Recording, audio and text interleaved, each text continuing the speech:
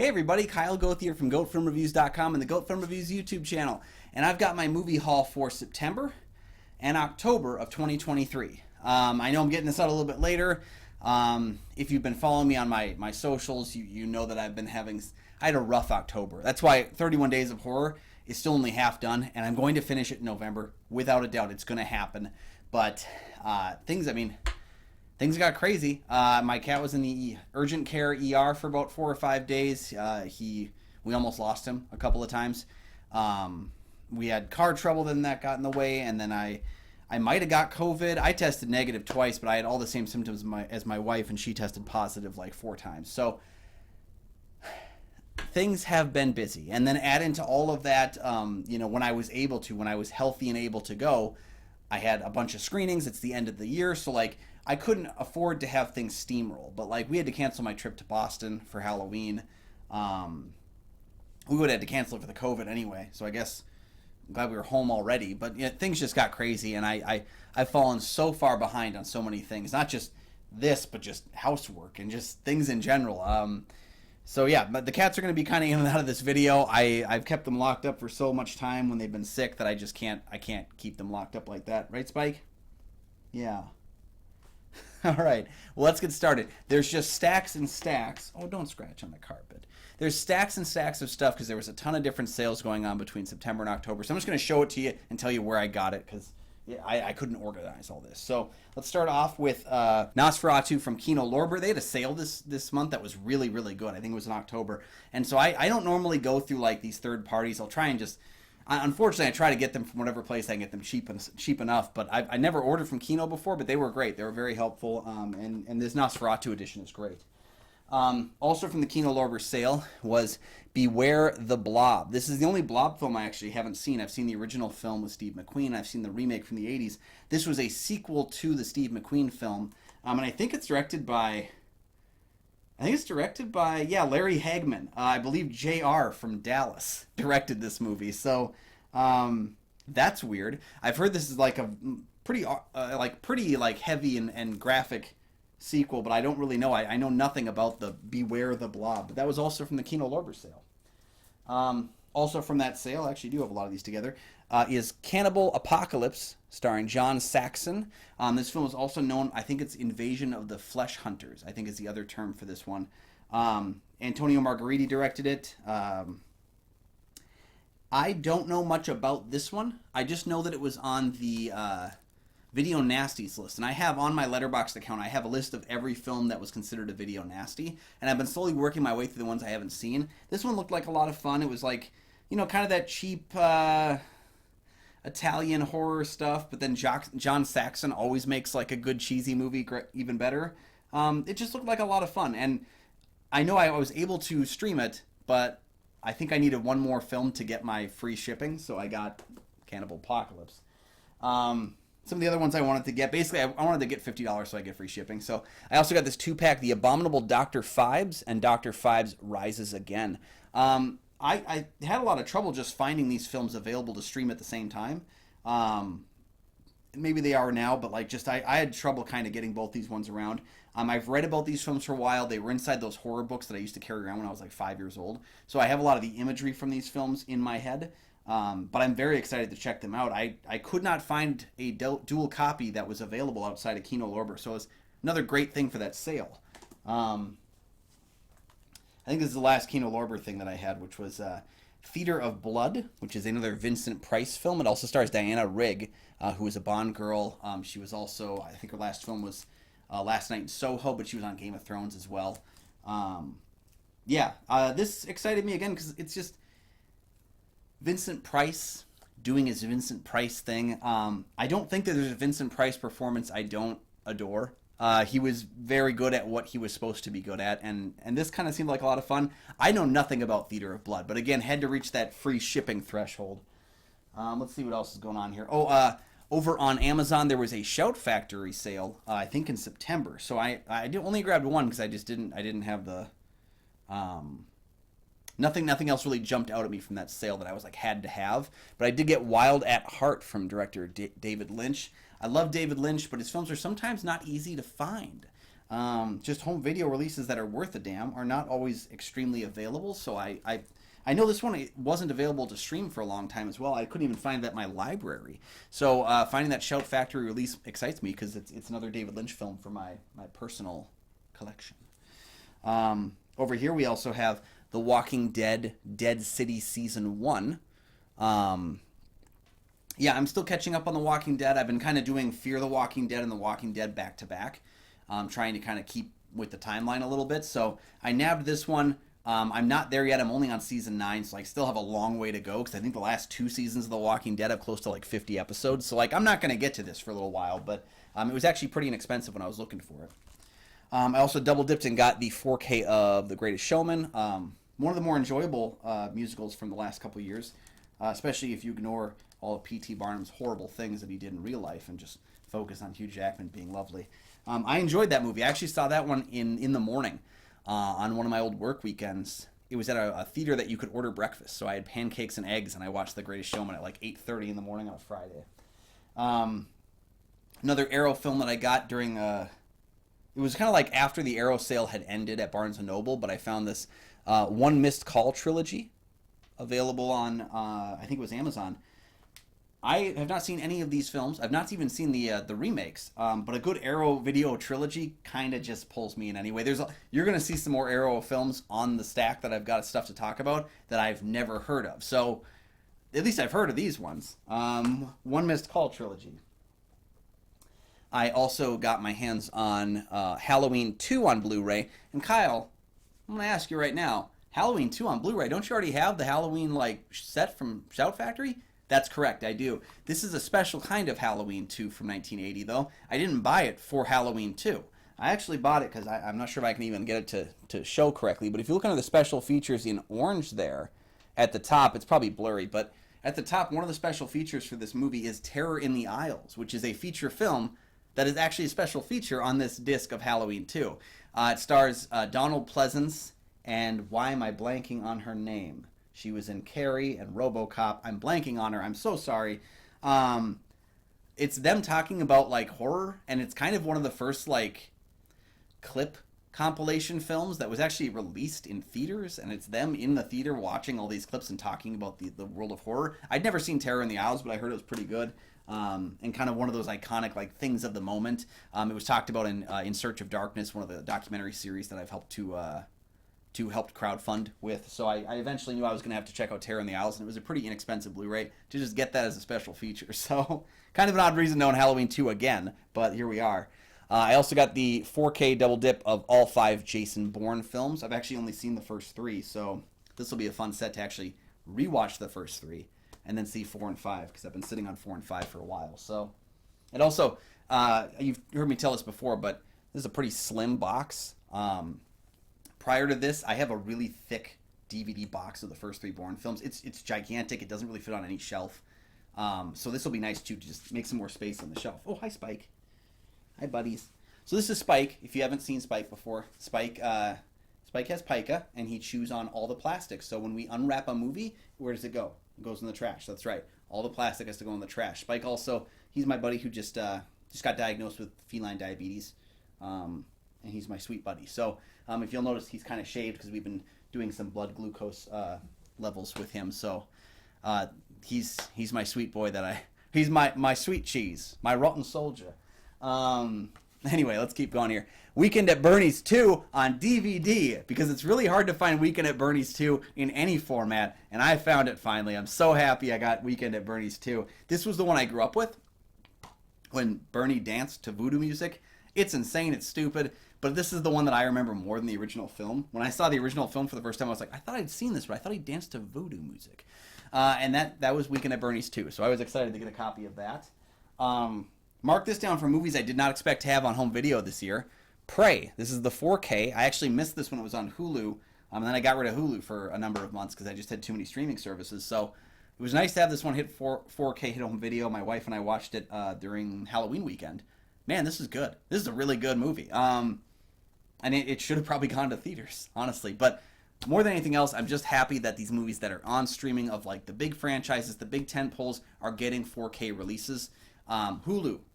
Whoever's in charge of getting out that Hellraiser remake, reboot. Get that thing on home video as well. I'd buy it. One of my favorite movies that I like have to defend to people is Van Helsing. I had the DVD for a long time. It just came out on 4K, so I had to get this 4K copy of it. I love Van Helsing. I think I love Van Helsing more than Stephen Sommers' Mummy movies. I love this movie so much. I loved at the time it came out. I think I had seen. I don't know that I'd seen any of the Universal Monster movies when this came out. I got prompted to buy them because when Van Helsing came out, that's when they put the Universal Monster movies on DVDs in these really great sets. They were green and they had the picture of like the most famous face, and it was like a see-through plastic thing that you'd pull the box out. The box was kind of badly put together, like they were always like the box were always falling apart. But each one of them, there was a Frankenstein set that had every Frankenstein movie, and there was a Wolfman set that had every Wolfman, and a Dracula had every Dracula, and then they did a second series with Invisible Man and Creature from the Black Lagoon and The Mummy. And I just nabbed up those sets because I loved those so much. And I actually fell in love with them kind of because of Van Helsing, because I did not know that those movies had like a cinematic universe when I was younger. I knew about Frankenstein meets the Wolfman, but beyond that I didn't know of any others. So this was the first like cinematic combination of those horror monsters that I'd seen, and it actually brought me to the Universal horror films as a teen, I guess, and made me fall in love with those. So this was kind of my gateway to the Universal horror. So that's why these movies can be incredibly important, is the new iterations. Even if you don't like them, they might have gotten a kid that you know into Universal horror, and I'm incredibly thankful for that. Another double dip, another upgrade that I did was I got the Back to the Future trilogy on 4K here. So I've had this trilogy on DVD and then Blu-ray and now on 4K. It's one of my favorite trilogies of all time. I had to own this copy of it, and this is a great 4K set of this trilogy. Highly recommended. I will say this: if you are a person who places these movies on your shelf, it looks great. It's nice and slim, but this is wider and a little bit taller than you're gonna see. It's kind of hard to compare, but you'll see. Look at the top of that. That's how much taller this one is. And when you see it, it's also that much wider. You'll see on the side of it there how much wide. See my face? That's how much wider and taller this is. So if you've got short shelves, I haven't tried putting this on my shelf yet because I haven't watched 2 and 3 yet, but I'm worried that may not fit. One of the films that I think I liked quite a bit, but I didn't put it on my top 10 of the year. I thought it was one of the Best Picture nominees that probably didn't deserve Best Picture nominee, but I still liked the movie quite a bit, and that was Steven Spielberg's The Fabelmans. So I got this copy of it here. I'm interested to watch it again. I've seen it twice. I like the movie. I just don't love the movie. And I think it's a movie that, even though I don't love the movie, I've been drawn to watch the movie again. So I'm going to do that. I also got here the first season of Peacemaker. I was pretty late to the game on Peacemaker. The only reason I ended up watching it was because I like to keep up with these cinematic universes, and Black Adam was out, and I think Shazam was coming out by this point. I was finally like, okay, I really need to watch Peacemaker so I can watch Black Adam, so I can watch Shazam too. Yeah, this is a great show. This is definitely my favorite DC show. This might be maybe in the top 3 between comic book shows that I really love. I really enjoyed Peacemaker. I'm so excited to rewatch it once again. I enjoyed every episode of that show. I thought it was a lot of fun, and that theme song just gets me pumped every time I watch it. Also double dipped and got the 4K of Ex Machina. Pretty standard. I really enjoyed this movie as well. This was one that I bought blind buy on Blu-ray and had never seen it, but it was nominated for some Oscars that year. I loved Oscar Isaac, Alicia Vikander. I heard like she was phenomenal in the film, and she was able to perfectly emulate this robotic character. And yeah, what a fantastic film. We don't talk about that one very much. I also upgraded my Planet of the Apes prequel trilogy. This is Rise of the Planet of the Apes, Dawn of the Planet of the Apes, and War for the Planet of the Apes. Is that correct? Yeah. This is all 3 of the prequel films starring Andy Serkis. I think this is a great trilogy. And I'm extremely excited for Kingdom of the Planet of the Apes coming out next year. All 3 of these movies are wonderful. I'm more leaning towards the Matt Reeves ones. I think I think War is my favorite one, but Dawn is so good as well. I think they get progressively better, I find, as the trilogy goes on. A fantastic set of movies. And if you've been sleeping on them because you hadn't seen the original Planet of the Apes and they were just guys in monkey costumes, sure, I can understand that.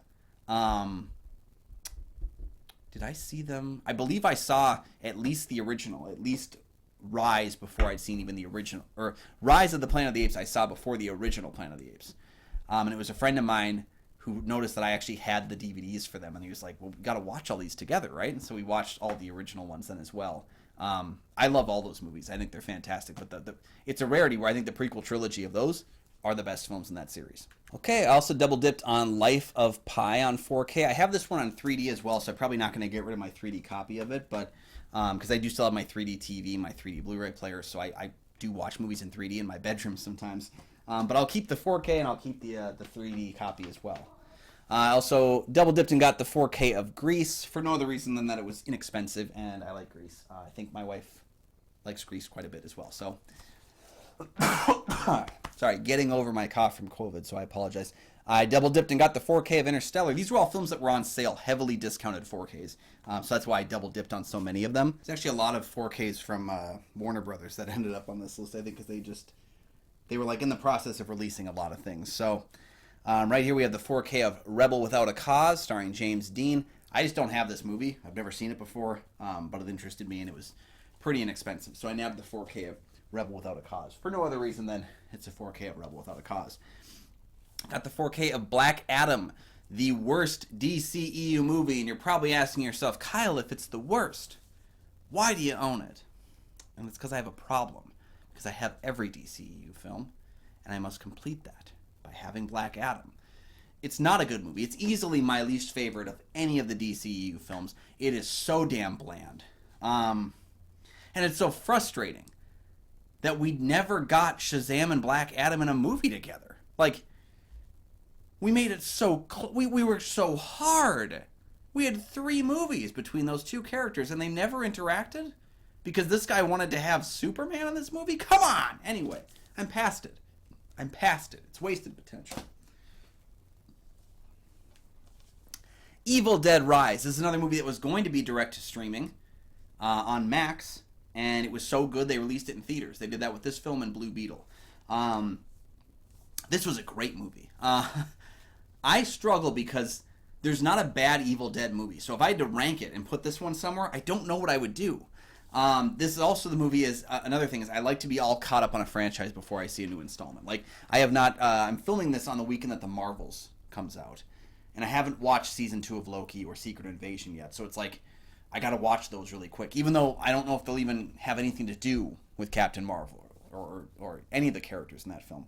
But with this one, it got me to watch all 3 seasons of Ash vs. Evil Dead, which have been sitting on my shelf for years. So if nothing else, this got me caught up on the Evil Dead franchise. But it's a damn good movie too. I really enjoy that one. It's a bit based on the stencil of Evil Dead. Like it doesn't really reinvent the wheel. Yeah, it's in a new location, but it's very much an Evil Dead movie. It's still just wonderfully well made. I said it already, but I'm gonna say it again. Shazam! Fury of the Gods. How did we never get these guys in a movie together? Anyway, this one's okay. It's fine. This is probably my second least favorite DCU movie. And I know you're saying, Kyle, it's your second least favorite. Why do you have it? Shut up, I already explained it. Yeah, it's fine.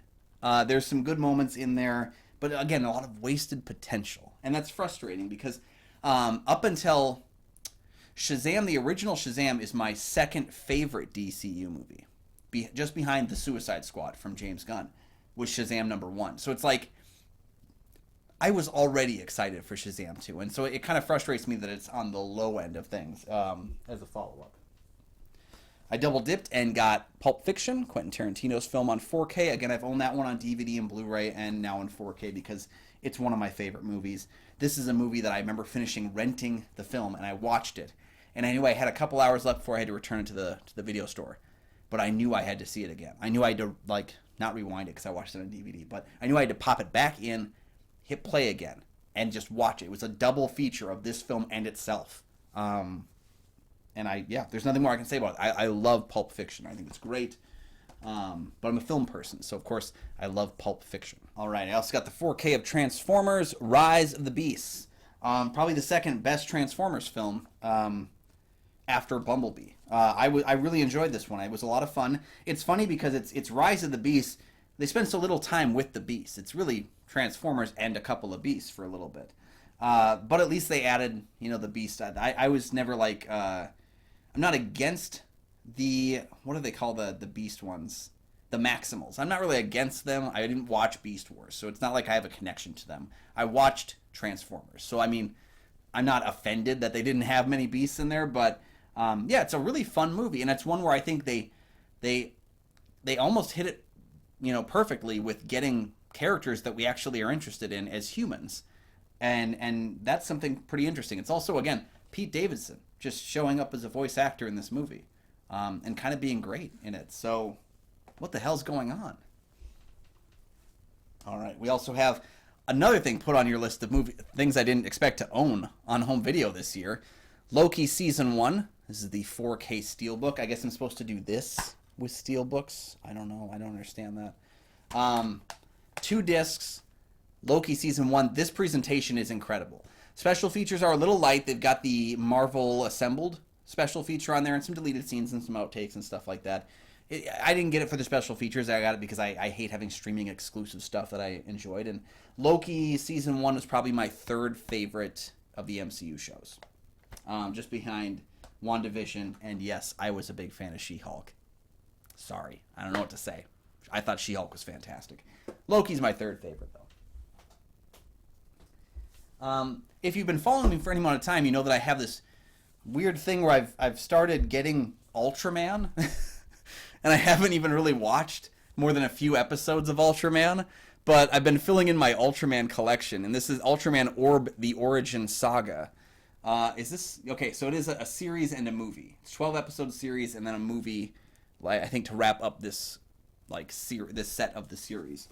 I know very little. That's Ultraman Orb: The Origin Saga, and then there's also Ultraman Orb, its own thing. This is 11 and a half hours, so it's a longer series. It's probably about 20 some episodes, and then there was the movie Ultraman Orb, the movie. So again, more Ultraman. I'm slowly filling in the Ultraman stuff in my collection. I don't know why. I've barely watched any of it, and now I'm drawn to getting more Ultraman. Again, I can't explain it except to say that I'm stupid with my money. I also double dipped and got Vacation on 4K. For some reason, I didn't think I had this on Blu-ray yet. But I did. So now I have Vacation on 4K. But why not? It's one of my favorite comedies of all time. Even though I've always liked Christmas Vacation more, this is a damn good comedy. And I find myself laughing at it every time I watch it. So having it in 4K doesn't seem like that big of a deal to me. Because I love the movie so much, I'm going to watch it again and again and again and again and again and again and again. If you're a physical media collector, I also suggest joining reward services like Disney Movie Insiders, the Sony one, the Universal one. Sony and Universal give out digital codes a lot, which if you're against that, then I guess I can't tell you what to do. But Disney Movie Insiders does allow you to purchase movies with your reward points, and you can get like 200 to 250 points for a movie or a ticket stub, and you can buy one for like 1,000. So I didn't get a lot this month. You saw my previous movie haul videos. I got a lot of 4Ks. I did get Big Hero 6 on 4K. I had a digital copy that I purchased so I could watch the movie before the Oscars a few years back, but I didn't have the 4K, so I upgraded that. I'm using my Disney Movie Insiders points to just upgrade my movies to 4K, the ones that I'd had before I had a 4K set. So Big Hero 6, a surprisingly good movie. I did not think the trailers for that one were all that good, but every time I watch Big Hero 6, I'm yet again drawn to why I like to watch it so much. Over here we also have Subspecies 5, Blood Rise. I think this is a prequel, if I'm correct. I've seen the first 3 Subspecies films as well as the spin-off Vampire Journals. But I actually got this copy at the Full Moon table at Crypticon here in Minneapolis with a couple other things that I'll bring up towards the end of the video. Yeah, so I've seen 4 of the Subspecies films. There's still the 4th film to see, and this one. But this one just came out this year, and I started watching the Subspecies movies so I could get caught up to see this one when it hit the theater. I didn't get a chance to see it in the theater, so now it's kind of like come full circle, and now it's in my collection. But little side note about the Full Moon table. If you saw my unboxings, you'll know that I did have a collection of the Puppet Master films from Full Moon Features. It was a Blu-ray set. I got a real good deal on it, and added it to my collection. And since I got that, I was watching the films right after getting it, and I watched 1 was great, 2 was great. 3, the disc didn't work. And I thought maybe it was just an old player I had, so when I got my 4K, I held on to it, and I was like, I'll watch it on my 4K player then. That didn't work either. It skipped, and then it went to menus. It was a complete disaster. I tried reaching out to Full Moon on the website. I didn't get an answer from him. But I did find the guy that was working at the Full Moon table, the one I interacted with a few Crypticons ago, and I told him, I was like, do you have any copies of Puppet Master 3 on Blu-ray? I would like to buy one. I said, because I bought a set, I got a set of Puppet Master films at home, and the third one doesn't work. And I don't know what happened. It's been a couple years, though, so like I'll just buy a copy of it if you have one. And he stopped me and he said, we had issues with that in the box set, and people were able to get replacement discs for it. And I was like, oh, wait, fantastic. And he looked around. He didn't have any replacement discs. So I was like, all right, that's okay. I'll just buy the movie. It's $15. I'll just buy it. I'll slip it into my collection. And he goes, no. You're always at this table. You're always so kind. You have a chat with us. You're a very nice person. Take the movie. And he gave me Puppet Master 3 because my copy didn't work. He didn't have to. I literally had offered to buy it, and he said, no, it's right that we do this.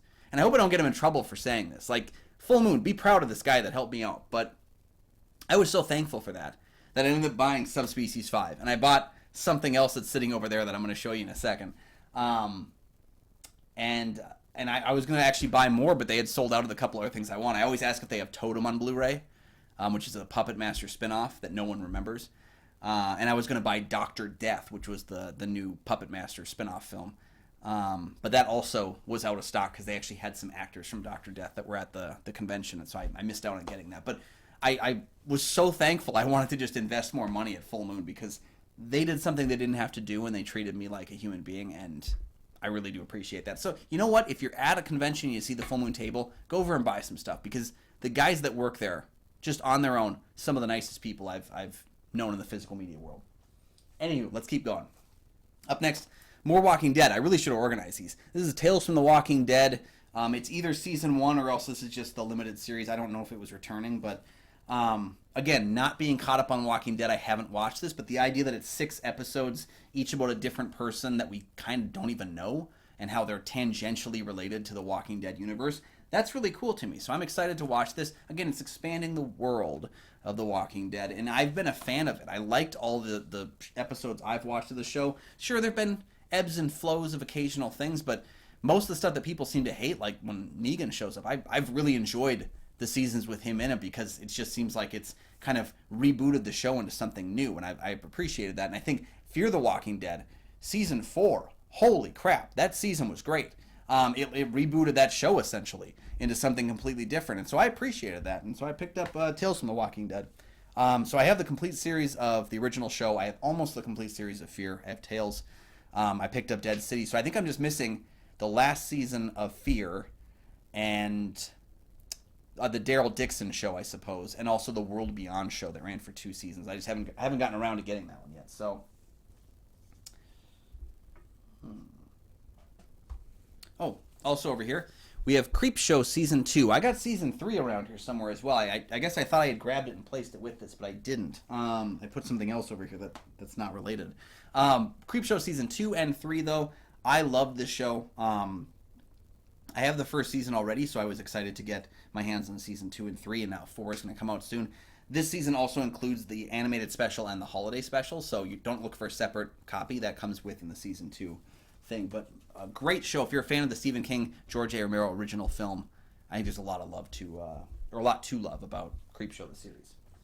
I also double dipped and got Star Trek, the 4K collection of the first 4 movies. There is a 4K set of the first 6, but this set was on sale. This was like $20 for the first 4 movies. The first 6 was like $80. And I'm sorry, I really enjoy Final Frontier more than most people do, and I like Undiscovered Country quite a lot. I was not going to spend $60 more for those 2. I already have them on DVD. One day there will be a 4K of them on their own, and on that day I hope I pick up the phone. Another weird upgrade, Howard the Duck. I love Howard the Duck. It's a terrible movie. Not a good movie, but I love Howard the Duck.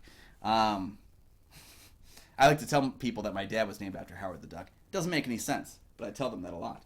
Um, and I just thought to myself, that's a movie that needs a 4K.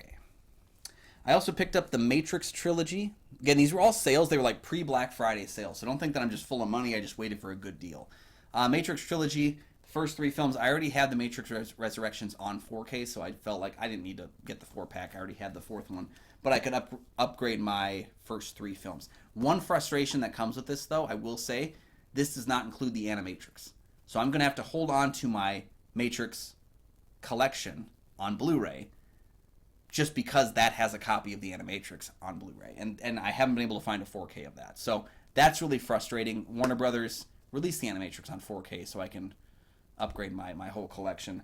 It's just, it pisses me off. And I don't think it's in this set. I've looked on the special features. I don't think it's here. But yeah, I wish that they had done that. Did we just forget the Animatrix exists? Come on. It's worthy. It's worthy. But again, it was a good deal, so I got that. I've never seen Disney's Hunchback of Notre Dame or the second one, the sequel. I've never seen either of them. They're kind of like one of the only like big gaps in my Disney Classics collection. So I picked that up because, again, super cheap. Let's see here. I upgraded my DVD copy of Conan the Barbarian and Conan the Destroyer to Blu-ray. I'm sure there'll be a 4K next year, and then I'll have to do this all again. But again, it was a cheap upgrade. I also upgraded my trilogy of Darkman. I have all 3 Darkman films, but now I have them on Blu-ray. So, upgraded that.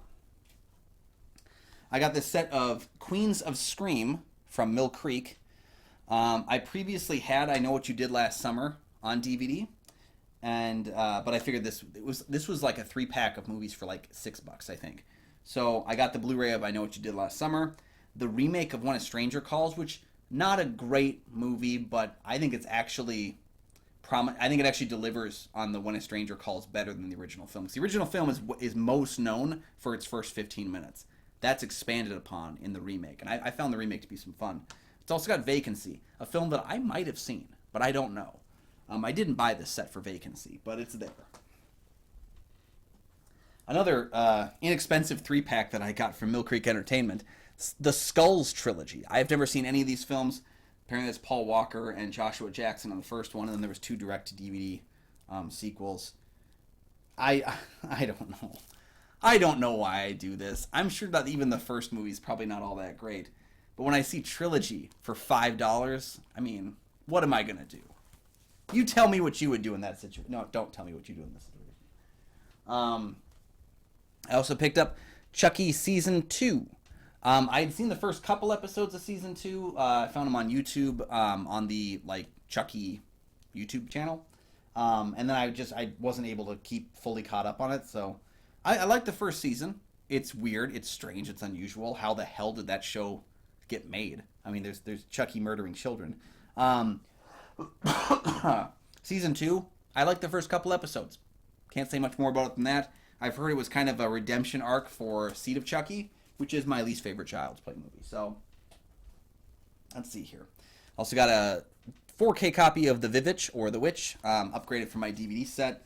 The Witch is awesome. I think all of... why am I blanking on this guy's name? It's been a long day. Let's see. Director, Robert Eggers. I like all of Robert Eggers' movies. I like The Lighthouse. I like The Northman. I like The Vivitch. I enjoy all of his movies, and I would gladly pay for a 4K of The Vivitch. And I watched it, I think, on Halloween morning. It holds up. And I mean, not just holds up, the 4K looks fantastic. All right, moving on. We've got, again, 2 more additions to my Ultraman collection. And again, I will watch all these one day, but they have The Return of Ultraman, which was the 4th series, and Ultraman Ace, which is the 5th series. They're in there now. So, what is this? I don't know. I upgraded my set of the Predator movies. This is the first... Well, this is the 4 Predator movies. The one's called Predator, or variations of that. So Predator, Predator 2, Predators, and The Predator. What a weird naming calculation. This doesn't have Prey, but again, I mentioned I have Prey. It doesn't have the AVP movies, but I think I'm perfectly fine with those being on Blu-ray. Yeah, I had all these on Blu-ray, and I thought, you know what, it's worth it to upgrade and watch them in the next level. Continuing on with more DC stuff, The Flash. I really like The Flash. It's messy, no doubt, but I think what it accomplishes is quite quite interesting for me. I enjoyed this movie quite a bit, actually. There was a small amount of time when it hit the top 10 films of my on my list this year before it was knocked off, but I did quite enjoy this one. Maybe my second favorite comic book movie of the year. Yeah, I like The Flash quite a bit. If you have issues with Ezra Miller as a person for what they did, perfectly reasonable. I don't denigrate an entire film for one person's idiotic choices. I just don't. It's just not in me to do. But if you didn't like it for that reason, you didn't like it. If you didn't like the movie, you're totally fine there. No one, you're of a right to your opinion. I also got the Parks and Recreation, the complete series. Fun fact, I actually already had the first 6 seasons. I just needed season 7, and there was a sale out where the entire series was cheaper than just buying season 7. So I bought the whole series and pawned off my other seasons to other people. This, I guess, shaves down some shelf space and also contains the entire series, so I can move on then. But, yeah, sometimes that's how it works. But more 4K time here. We got Talk to Me. This is my favorite horror movie of the year, and it will be in my top 10 films of the year. I know it did a festival circuit last year, but I'm including it because it hit wide release this year. So, Talk to Me. This movie's fantastic. If you haven't seen my first reaction to the film, it is available on the channel. Go find that. Great movie, and one that I'm so excited to see where they take it as a franchise. There's a second film coming, and apparently a prequel as well. So, I'm all for it. Give me more of it. Spider-Man Across the Spider-Verse, a film that I think is a more well-made movie than Into the Spider-Verse. Although I think story-wise, I think Into the Spider-Verse takes a little bit more from this film. That all depends, though, because this film did kind of have... I felt I was a little frustrated by this film's cliffhanger ending. I knew it was coming, and at the time I was like, we're going to get the next film in March, so who cares? But now that film is not coming out in March. We don't know when the third film is coming out. So I wish I could tell you that this movie is perfect, but my enjoyment of this film and its cliffhanger will depend on my enjoyment of the next film and how it's picked up and how it's concluded. I have faith that they'll do well, but this is one that I kind of feel does have part one-itis a little bit, and I do think it's a little too long, but really enjoyed the movie. Absolutely, probably the best animated film of the year. You also got a 4K of Scream 6. I have 4K copy of the Scream 5 that came out last year and just kind of added this one to it too. I don't know if I did a reaction video to this because the night I came home from watching Scream 6, my one of my rooms in my home was flooding because the snow had melted and actually had run into my home and down into my room and started flooding. So I don't know that I actually filmed a reaction to this, but Scream 6. It's down there with Scream 3, where I think it's a good movie still. And it's an enjoyable movie. It has some faults to it. But I do think, Scream, much like the Evil Dead franchise, I don't think there's a bad one in the bunch. There's just varying between good and great. So more recognition to it. But I like the change of scenery. I like that they swing for the fences with a couple reveals. I like the opening. There's just a couple things that didn't work. But overall, I'm perfectly fine with most things working. Okay, we're almost there.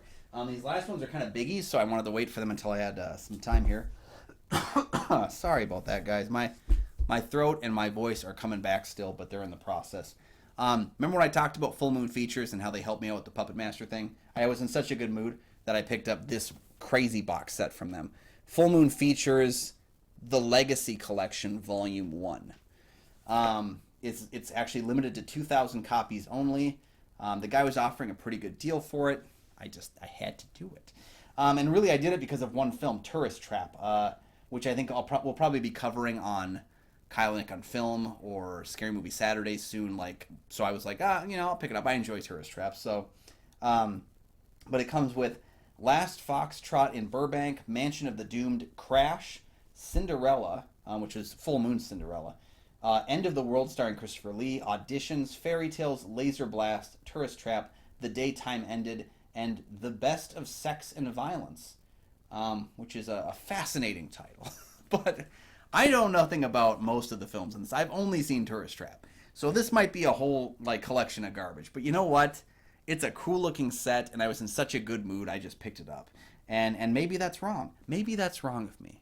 But if that's wrong, I don't want to know what right is. Okay? I don't want to know what right is.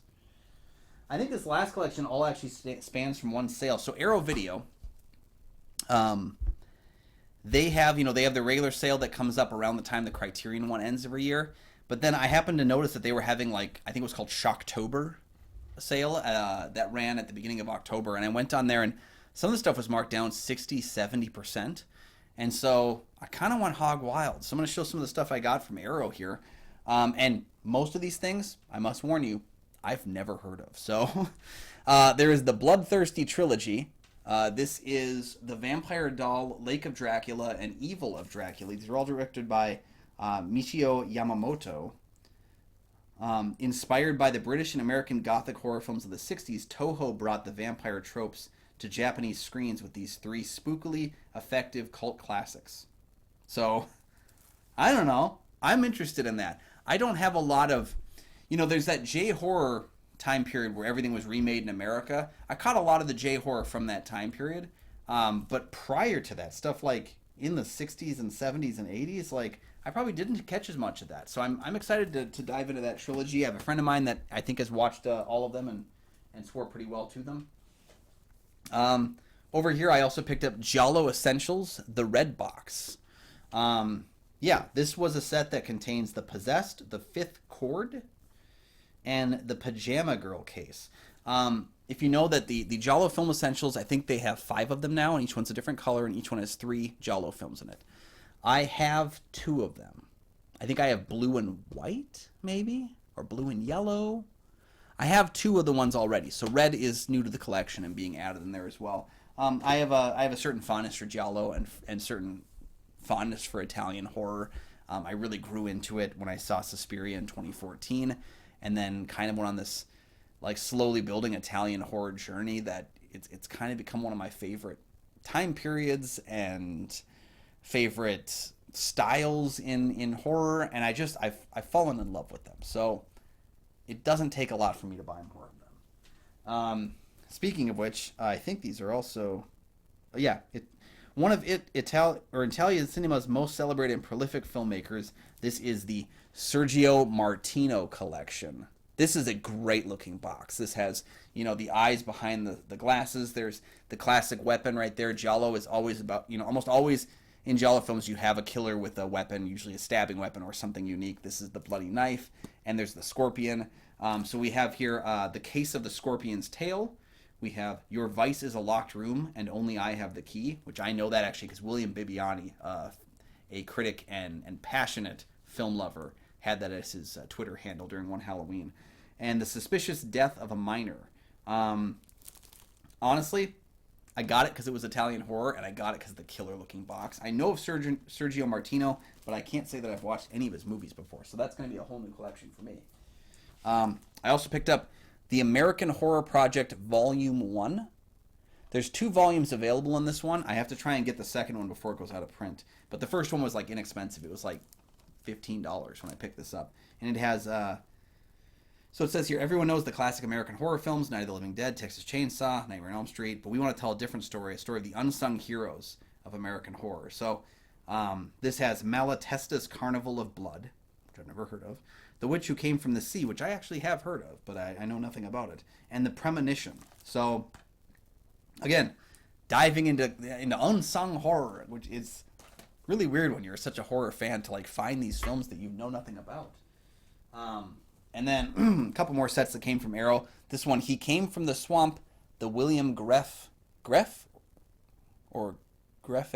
collection. I don't know who William Greffe is, but I picked up this set of movies.